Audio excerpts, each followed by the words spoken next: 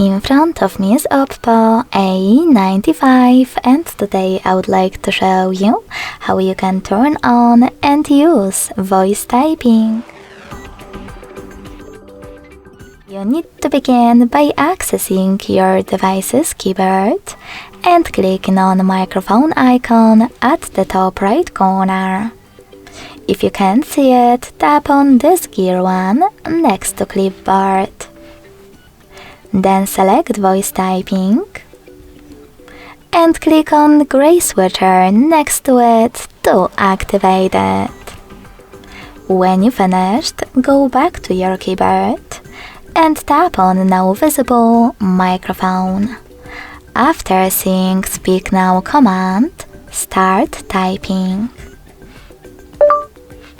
As you can see, voice typing is on. In order to stop, click on the same microphone again.